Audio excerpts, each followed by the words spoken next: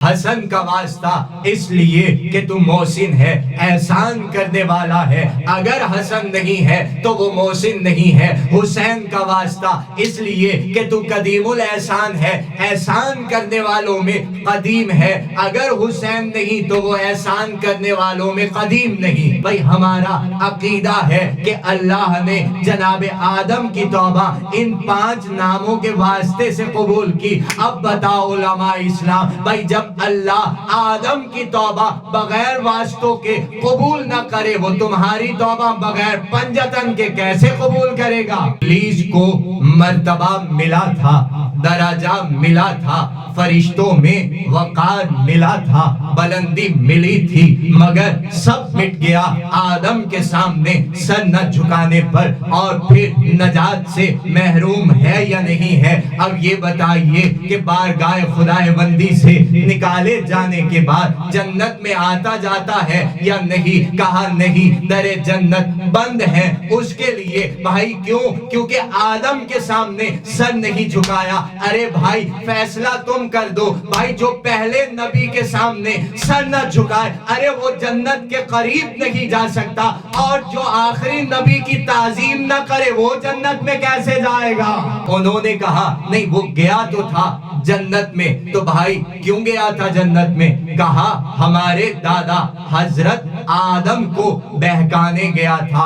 اچھا، اس نے آدم کو صالحین میں نہ سمجھا ہوگا اس لیے بہکانے چلا گیا۔ تو بھائی کیا بہکایا اس نے؟ کہا جنت کے درخت کا پھل کھلا دیا۔ تو جنت میں کیسے گیا؟ تو کہتے ہیں سانپ بن کر گیا، رین کر گیا۔ کہتے نہیں، بلکہ اس نے مور سے کہا کہ مجھے اپنے پنجوں میں چھپا لو اور جنت میں چھوڑ دو۔ بھائی مور تو مور نہ ہوا، بس ہو گئی جنت، جنت نہ ہوئی بس اسٹینڈ ہو گیا۔ اعوذ باللہ من الشیطان الرجیم، بسم اللہ الرحمن الرحیم، اما بعد فقد قال رسول اللہ صلی اللہ علیہ وآلہ وسلم، مثل اہل بیتی کمثل سفینۃ نوح من دخلها نجی ومن تخلف عنها غرق۔ صلوات۔ ارباب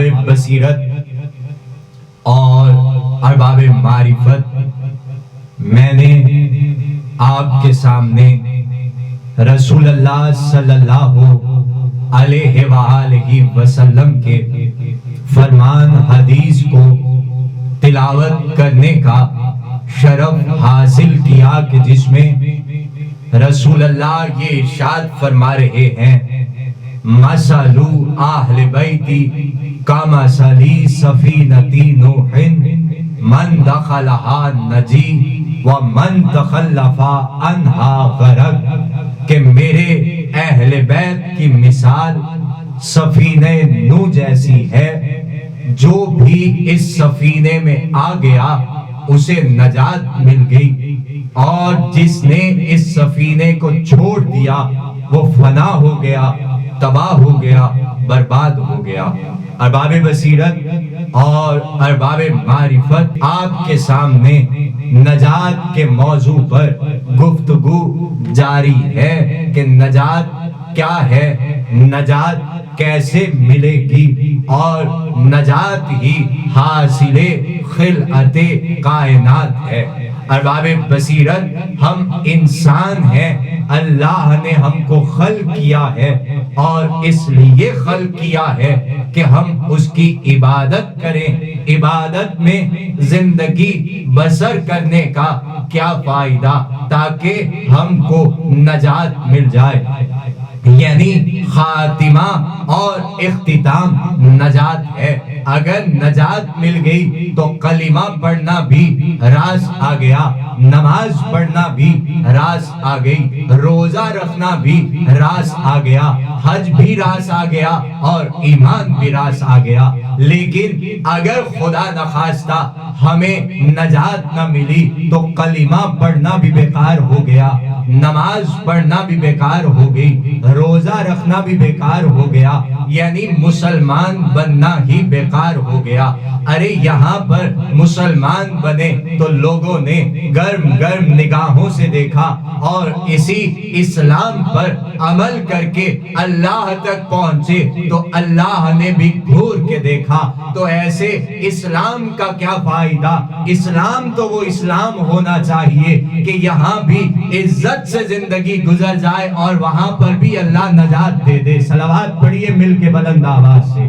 نجات کے موضوع پر سب سے پہلے میں یہ عرض کرنا چاہتا ہوں کہ رسول اللہ اور رسول اللہ کے بعد نجات کے مسئلے میں اتنے فرقے بن گئے ہیں اور اتنی تقریریں ہو چکی ہیں کہ اگر میں کوئی بات ایسی کروں اور کوئی کچھ نہ سمجھ پائے تو وہ بھی مشکل ہے۔ تو کیا نجات رسول اللہ کے بعد ہی ان کی امت کو ملنے والی ہے؟ کیا نبی سے پہلے انسان نہیں تھا، یا انسان کے لیے مسئلہ نجات نہیں تھا، یا پھر انسان مسلمان نہیں تھا؟ ایسا نہیں ہے، بلکہ اللہ نے جس دن سے دنیا کو خلق فرمایا ہے اور بشریت کا آغاز کیا ہے اور انسانیت کی ابتدا کی ہے، تو کس طرح سے اللہ نے کائنات کو خلق کیا ہے، کس طرح سے اللہ نے بشریت کا آغاز کیا ہے، تو ارباب بصیرت سب سے پہلے اللہ نے جناب آدم کا پتلا بنایا، پانی سے، مٹی سے، ہوا سے اور آگ سے بنانے کے بعد اللہ نے اس میں روح پھونکی اور اس روح کو اپنی روح کہا۔ قرآن میں ہے اللہ نے کہا کہ جب میں اس میں روح ڈال دوں تو جتنے زی روح تھے سب کو آدم کے سامنے سر جھکانا پڑا۔ جیسے اللہ نے کہا کہ میں اس میں روح ڈالوں تم سب کے سب سجدے میں جھک جانا۔ ارباب بصیرت سجدے کا لفظ ہے، تمام فرشتوں نے آدم کے سامنے سر جھکایا۔ قرآن کہتا ہے الا ابلیس، سوائے ابلیس کے، ایک ابلیس نے سر نہیں جھکایا۔ بھائی ابھی نبی زمین پہ آیا نہیں ہے، ابھی بنا ہے، ابھی دیر نہیں ہوئی اور نجات کا مسئلہ چھڑ گیا ہے۔ بھائی ابھی کلمہ تک نہیں ہے، ابھی حلال نہیں ہے، ابھی حرام نہیں ہے، ابھی جائز نہیں ہے، ابھی ناجائز نہیں ہے، ابھی تو کچھ بھی نہیں ہے۔ ابھی تو صرف کہہ رہا ہے کہ ہم زمین پر ایک خلیفہ بنانے والے ہیں۔ بھئی ابھی تو خبر دے رہا ہے ان خلق ہونے والوں کو جن میں ملائکہ ہیں، جن ہیں، ان سے کہہ رہا ہے کہ ہم زمین پر ایک خلیفہ بنانے والے ہیں۔ اور دیکھو جیسے ہم اس میں روح ڈال دیں تم سب کے سب سجدے میں جھک جانا، پیشانی کو، سر کو سجدے میں جھکا لینا۔ ارباب بصیرت قرآن کہتا ہے سب نے جھکایا الا ابلیس، سوائے ابلیس کے۔ تو نتیجہ کیا ہوا؟ بھائی جنہوں نے سر جھکایا انہیں نجات ملی، جس نے سر نہیں جھکایا کہا نکل جا تو ملعون ہے، مردود ہے۔ کہاں نجات ملی؟ ملنا تو ملنا ملی ملائی گئی۔ ارے کون؟ حضرت ابلیس رضی اللہ کے جیسا عابد و زاہد تھا۔ لیجئے آپ رضی اللہ پر حیران ہو رہے ہیں، ارے دعا کرنے میں کیا حرج ہے؟ اب اللہ کا جس سے جی چاہے گا راضی ہوگا اور جس سے نہ چاہے گا راضی نہیں ہوگا۔ دعا کرنے میں کیا حرج ہے؟ کہا آپ شیطان کو رضی اللہ کہتے ہیں، جب آپ یزید کو کہتے ہیں شیطان تو بہرحال یزید سے بہتر ہے۔ ارباب بصیرت اس نے سجدہ نہیں کیا، کسی کو قتل تو نہیں کیا، تو کتنی عبادت اس نے کی، کتنے سجدے اس نے کیے، کتنی تحلیل اس نے کی، کتنی تقدیس اس نے کی کہ آسمان پر بلا کر ملائکہ کی صف میں بٹھایا گیا۔ بھائی کوئی بلایا گیا، اس کے بعد بندوں میں سے، انسانوں میں سے کسی کو بلایا نماز پڑھنے کے لیے، ملائکہ کی صف میں نہیں بلایا نا، تو معلوم ہوا کہ سب سے بڑا عابد، سب سے بڑا زاہد، سب سے بڑا متقی، سب سے بڑا مقدس، فنا فی اللہ، بس اللہ اللہ، جو کچھ ہے صرف اللہ اور اور اتنا زبردست اللہ والا کہ اللہ کے کہنے پر بھی غیر اللہ کو نہیں جھکا. اور فرشتے بیچارے سیدھے سادے تھے. جیسے اللہ نے کہا کہ ہم اس میں روح ڈال دیں تو تم سر جھکا دینا، ڈر کے مارے خوف خدا میں جھک گئے، جہاں تھے وہیں رہ گئے. لیکن ابلیس نے کہا میں سر نہیں جھکاتا. ارے میں سر کیوں جھکاؤں؟ ارے مٹی سے آگ افضل ہے. ارے تو نے مجھ کو آگ سے بنایا ہے اور اس کو مٹی سے بنایا ہے. ارباب بصیرت بحث چلی، رزلٹ کیا ہوا؟ نکل جا، ملعون ہے، مردود ہے. ارباب بصیرت شیطان نکلا. اس کے سجدے کہاں گئے؟ اس کی عبادت کہاں گئی؟ اس کی تسبیح کہاں گئی؟ آج لوگ سوال کرتے ہیں کہ ہم جو اللہ کی اتنی عبادت کرتے ہیں کیا اللہ ہماری عبادت کو ضائع کر دے گا؟ ارے یہ سوال تو شیطان نے بھی نہیں کیا، نکال دیا، نکل گیا. سے مہلت مانگ لی کہ مجھے مہلت دے دے. ارے کس چیز کی مہلت؟ آدم کے سامنے تو سر جھکایا نہیں، کیا اللہ کے سامنے سر جھکائے گا؟ کہا دیکھیے سرور جھکانے کا سوال ہی پیدا نہیں ہوتا. جب پچھلے سجدے ضائع ہو گئے، اب میں بیوقوف ہوں جو آگے سجدے کروں گا. یعنی ابلیس کو اس بات کا یقین ہو گیا تھا کہ پچھلے سجدے بھی ضائع ہو گئے اور آئندہ بھی جو کروں گا وہ بھی قبول نہیں ہوں گے. اس لیے کہا مہلت دے. ارے کس چیز کی مہلت؟ کہا بہکاؤں گا. ارے کس کو بہکائے گا؟ کہا تیرے بندوں کو بہکاؤں گا. ارباب بصیرت یہ ایک عجیب و غریب نفسیات ہے. ارے تو بہک گیا ہے، اب سب کو بہکائے گا. ہاں سب کو بہکاؤں گا، لیکن ارباب بصیرت تھا سچا. اس نے کہا بہکاؤں گا، یہ نہیں کہا کہ تبلیغ کروں گا. اللہ نے کہا کہ سب کو نہیں بہکا سکتا، کہا میں سب کو نہیں بہکاؤں گا. یعنی پرمٹ کنڈیشنل پرمٹ ملا ہے. حالانکہ ابلیس کے لیے سامنے کی بات تھی، کہتا معبود سب کو بہکاؤں گا. اب جو بہکے گا بہکے گا اور جو نہیں بہکے گا نہیں بہکے گا، مگر کوشش سب کے لیے کروں گا، سب کو بہکاؤں گا. لیکن اللہ نے کہا کہ دیکھ سب کو بہکا لے گا، بہکا سکتا ہے، مگر جو میرے صالح بندے ہیں ان کو نہیں بہکا سکتا. کہا میں تیرے صالح بندوں کو نہیں بہکاؤں گا. ارباب بصیرت بڑا سمجھدار تھا. ارے تم کسی مدرسے میں نہ جاؤ، ابلیس کے مدرسے میں چلے جاؤ، کم سے کم ایمان تو ٹھیک ہو جائے گا. دیکھیے عبرت کا مقام ہے کہ ابلیس کہہ رہا ہے کہ میں نہیں بہکاؤں گا، حالانکہ کہہ سکتا تھا معبود سب کو بہکاؤں گا، کسی کو نہیں چھوڑوں گا، مگر کہا کہ نہیں بہکاؤں گا. اس لیے کہ سمجھ گیا اللہ کن کا کہہ رہا ہے. ارے ان سے بھی واقف تھا، سمجھ گیا، اس لیے کہا نہیں بہکاؤں گا. سمجھ گیا ویسٹ آف ٹائم ہے. اس کا مطلب یہ ہوا کہ ابلیس بھی اس بات کا اقرار کر کے نکلا کہ اللہ کے کچھ بندے ایسے بھی دنیا میں آئیں گے جو بہک نہیں پائیں گے. اب مجھے اتنا بتا دو کہ ان صالح بندوں میں ہمارا رسول ہے یا نہیں ہے؟ بھئی میں کسی کا نہیں پوچھتا، میں صرف اور صرف ختمی مرتبت حضرت محمد اللہ کے آخری رسول کیا صالح بندوں سے مراد ہے یا نہیں ہے؟ کہا دیکھیے کیسی باتیں کر رہے ہیں. اگر اللہ کے رسول صالح بندوں میں نہیں ہوں گے تو کون ہوگا؟ اگر رسول صالح بندوں سے مراد ہے اور ابلیس صالح بندوں کو بہکا نہیں سکتا تو پھر آج علماء تقریر کرتے ہیں کہ نبی بہک جاتے تھے. ارے کون بہکاتا تھا؟ اس کا نام بتاؤ. ابلیس نہیں بہکا سکتا.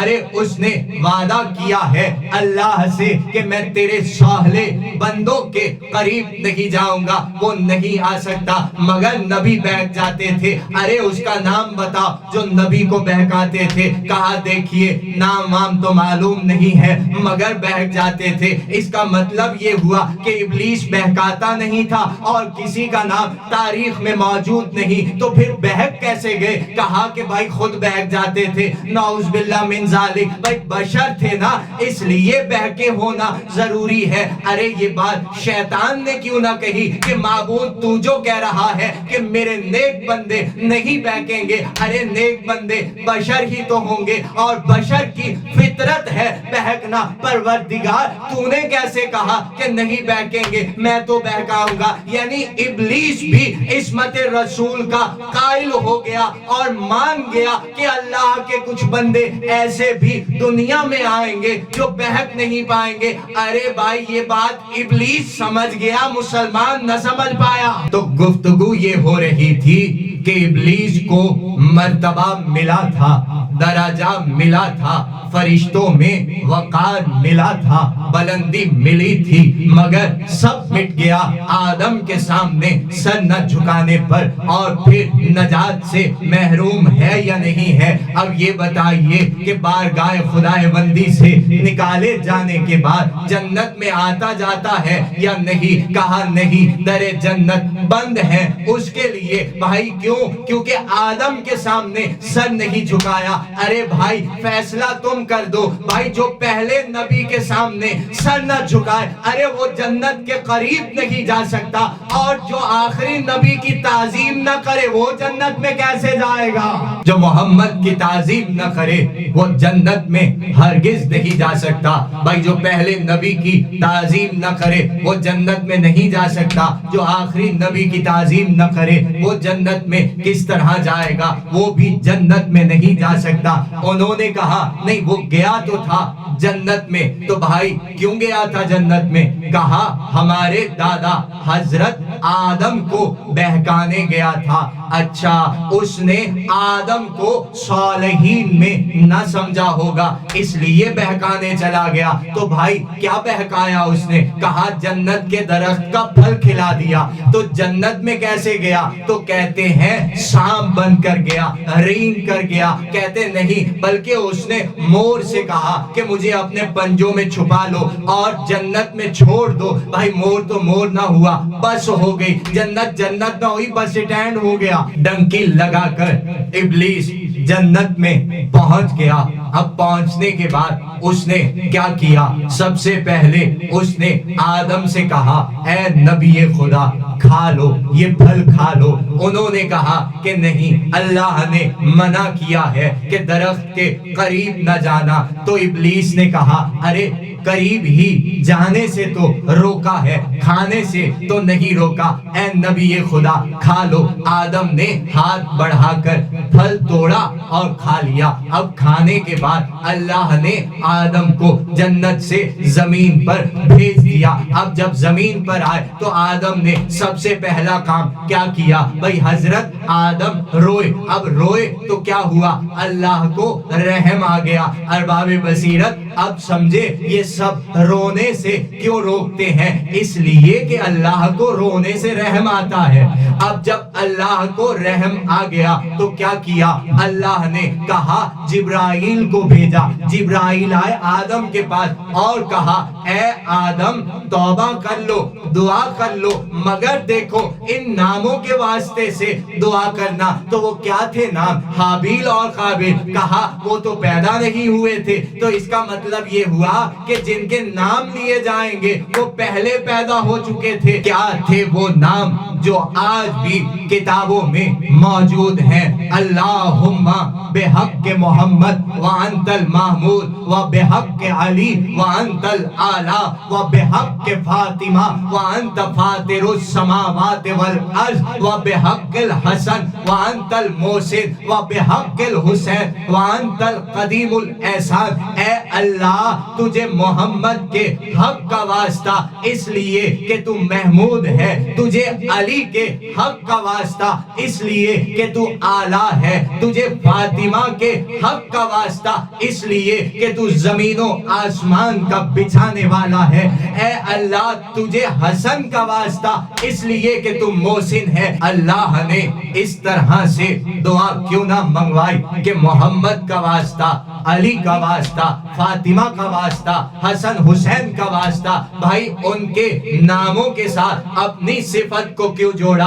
اس لیے کہ محمد کو مانتے ہو تو میں محمود ہوں. ارے تمہاری تعریف کی وجہ سے محمود نہیں بلکہ محمد کی وجہ سے محمود ہوں. بھائی فاطمہ کا واسطہ، یعنی اگر فاطمہ نہ ہوتی تو میں آسمان نہ بناتا، یہ صفت بوجہ فاطمہ ہے.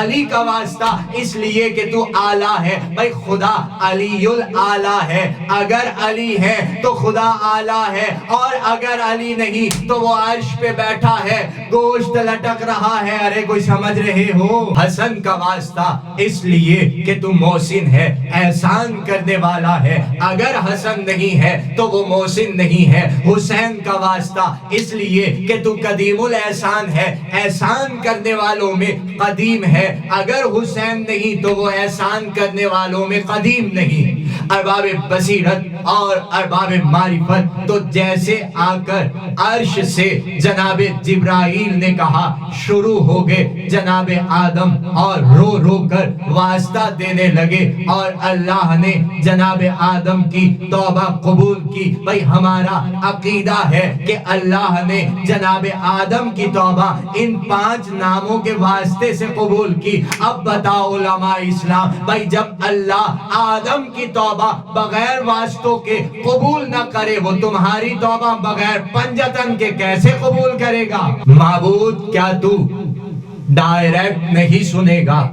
اگر خدائے وند دعا کو براہ راست سنتا ہوتا تو آدم کو واسطوں کا حکم نہ دیتا. ارباب بصیرت ہم نے پنجتن کو واسطہ نہیں بنایا بلکہ خدا نے بنایا ہے. اب میں آپ سے پوچھتا ہوں کہ بھائی آپ مسلمان ہو یا نہیں ہو؟ یہ نہیں پوچھوں گا، یہ پوچھوں گا کہ بھائی آدمی ہو کہ نہیں ہو. کہا سبحان اللہ. آپ پوچھتے ہیں کہ ہم آدمی ہیں یا نہیں ہیں؟ ماتھا نہیں ہے کیا؟ ہماری بھویں نہیں ہیں کیا؟ آنکھیں نہیں ہیں کیا؟ سر نہیں ہے کہ 2 ہاتھ نہیں ہیں یا 2 پاؤں نہیں ہیں؟ اور آپ پوچھتے ہیں کہ ہم انسان آدمی ہیں یا نہیں ہیں؟ بھائی آدمی آپ نظر آ رہے ہیں، آپ کوئی جانور نظر نہیں آ رہے، لیکن آدمی سے مراد آدم تھوڑی ہے، آدم کا حلیہ تھوڑی ہے. بھائی آدمی سے مراد ہے آدم کا بیٹا. چونکہ تھیوری ہے سائنس کی، باقاعدہ سائنٹسٹ نے تحقیق کر کے بتایا ہے کہ پہلے انسان بندر تھا پھر آدمی بن گیا. بھائی باقاعدہ سائنٹسٹ نے تحقیق کر کے بتایا ہے، تصویریں بھی دکھائی ہے کہ آدمی پہلے بندر تھا پھر وہ آدمی بن گیا. تو اس کا مطلب یہ ہوا کہ 2 طرح کے آدمی اس دنیا میں ہیں، ایک وہ جو آدم کی اولاد ہیں اور دوسرے وہ جو بندر سے آدمی بن گئے. تو بھائی یہ سائنس ہے، یہ سائنس کی تھیوری ہے. تو اچھا آپ ہیں آدم کی اولاد، تو کیا ہر اولاد صحیح ہوتی ہے؟ چونکہ اسلام کا قانون ہے کہ عورت اور مرد نکاح کرے تو کیا ہر اولاد صحیح ہوتی ہے؟ تو بتاؤ نکاح کیا ہے؟ کہا صیغہ ایجاب و قبولیت ہے. بھائی قبول آواز دیتی ہے کہ میں اپنے کو آپ کے حق میں دیتی ہوں، اور ایجاب قبول کرتا ہے کہ میں آپ کو اپنے حق میں قبول کرتا ہوں. یہ ہے ایجاب و قبول کا عقد. اب ارباب بصیرت میں اتنی گزارش کرنا چاہوں گا کہ بھائی اس میں مولوی کیوں بلاتے ہو؟ تو گواہ کیوں رکھتے ہو؟ جب 2 دل راضی تو کیا کرے گا قاضی؟ کہا نہیں یہ صحیح ہے، ہو سکتا ہے، امپاسبل ہے، مگر اولاد صحیح نہیں ہوگی. تو ارباب بصیرت انصاف سے بتاؤ، جو اسلام کے عالم کو وسیلہ نہ بنائے اس کی اولاد صحیح نہیں ہوتی، جو محمد کو چھوڑ دے اس کی اولاد کیسے صحیح ہو جائے گی؟ ارباب بصیرت پنجتن کو وسیلہ کس نے بنایا؟ یہ دعا کس نے منگوائی؟ اللہ نے آدم کی طرف جبرائیل کو بھیجا، جبرائیل آئے، دعا تب قبول ہوئی جب ان کا واسطہ دیا، جب ان کے واسطے سے دعا کی تو اللہ نے جناب آدم کی توبہ قبول کر لی. بھائی یہ اللہ ہم کو سمجھا رہا ہے کہ جب میں ان کے واسطے سے آدم کی तौबा यानी नबियों की तौबा कबूल करता हूँ। अरे तुमको भी इन्हीं की वजह से पहचानूंगा। भाई अरबाब बसीरत और अरबाब मारिफत, वो हदीस तो आपको याद है, हमारे नबी ने फरमाया कि अल्लाह ने कहा कि मैं एक छुपा हुआ खजाना था कि मेरे दिल में आया कि मैं पहचाना जाऊं। अब अल्लाह ये कह रहा है कि भाई मैं पहचाना गया हूं, इनकी वजह से तुम्हें भी पहचानूंगा, इनकी वजह से। इसलिए हमारे नबी ने फरमाया मसालु अहले बैती कमसाली सफीनती नूहिन मन दखलहा नजी, कि मेरे अहले बैत की मिसाल सफीने नूह जैसी है, जो भी सफीने में आ गया उसे नजात मिल गई और जिसने छोड़ दिया वो फना हो गया। अरबाब बसीरत और अरबाब मारिफत, किसी बंदे का कोई हक खुदा पर नहीं है, मगर खुदा कहता है कि इनके वसीले से मांगो, मैं बगैर हक के दूंगा। भाई हुकूक माबूद के बंदे पर है और बंदों के कोई हक माबूद पर नहीं, मगर कुछ बंदे ऐसे भी हैं जिनके हक अल्लाह पर हैं। भाई उन्होंने, उन पर भी हक था, उन्होंने इबादत करके अदा कर दिया, मगर जब दूसरों को इबादत का तरीका सिखा दिया तो भाई उनका हक खुदा पर हो गया। तो अरबाब बसीरत, अगर अल्लाह से नजात चाहते हो तो भाई नजात के उसने दरवाजे बना दिए हैं। उनमें से एक दरवाजा मेरे हुसैन का है, एक दरवाजा मेरे अली का है, एक दरवाजा मेरे हसन का है, और 12 इमाम तक तमाम दरवाजे अल्लाह ने बना दिए हैं। अगर तुमको नजात चाहिए तो यहाँ आना पड़ेगा, और अगर तुम यहाँ नहीं आओगे तो हम वहाँ नहीं आएंगे जन्नत बांटने के लिए।